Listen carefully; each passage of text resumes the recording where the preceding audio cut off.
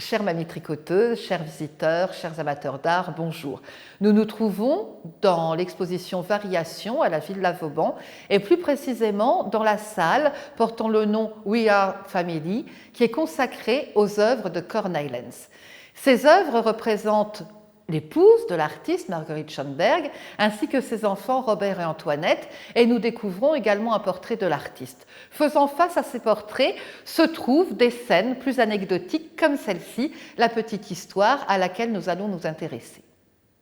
Corneille Lenz est un artiste luxembourgeois qui est né au Rollingergrund en 1879.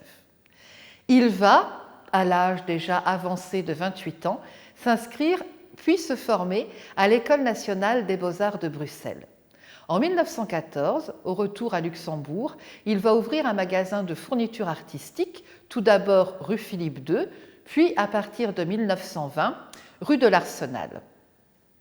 Nous pouvons penser que c'est dans cette boutique que Corneille Lenz a fait la connaissance de nombreux artistes qui vont devenir ses amis, tels Dominique Lang, l'impressionniste, ou Auguste Trémont, le célèbre animalier. En 1914, Corneille Lenz recevra également la commande de 14 tableaux pour la salle des fêtes de Mondorf-les-Bains, œuvre qui représentait des scènes pittoresques de Luxembourg.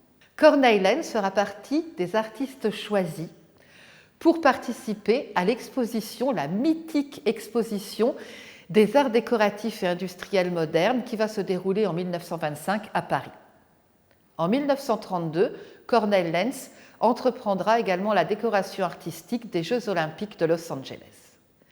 La vie associative de Corneille Lenz est également intéressante puisqu'il fera partie de la Chambre de commerce et également sera trésorier du Cercle artistique de 1920 à 1930.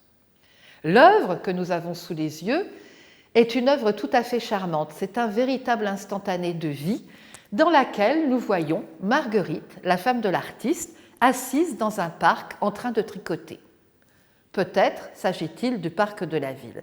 Face à elle se trouve son fils Robert, qui semble s'adresser à elle comme s'il était en train de se plaindre ou de ronchonner. Nous en voyons la raison par derrière, puisqu'il tient dans ses mains la ficelle d'un ballon de baudruche qui est dégonflé. Au niveau stylistique, cette œuvre est complètement représentative de l'impressionnisme tardif. Il faut dire que Corneille Lenz se rattache à cette école et nous pouvons remarquer une certaine proximité entre la facture de Corneille Lenz et celle de son ami Dominique Lang. Remarquons ces petites touches tout à fait mosaïquées, la juxtaposition des couleurs qui dotent la scène d'un effet tout à fait brillonnant, tout à fait effervescent. Corneille Lenz se révèle ici être un très bon coloriste, mais nous remarquons également que c'est un exceptionnel luministe. À la manière de ses aînés, les impressionnistes, il traite la lumière d'une façon caractéristique. Remarquons cette coulée de lumière jaune qui passe à travers le feuillage des arbres et qui dote la scène de petits halos différents. Il y a véritablement cet effet tout à fait nimbé. Le fait que l'artiste privilégie la couleur par rapport au dessin, que les visages ne soient pas véritablement identifiés, il y a cette fugacité tout à fait caractéristique de l'impressionnisme. Remarquons aussi que cette œuvre mérite tout à fait son titre éloquent.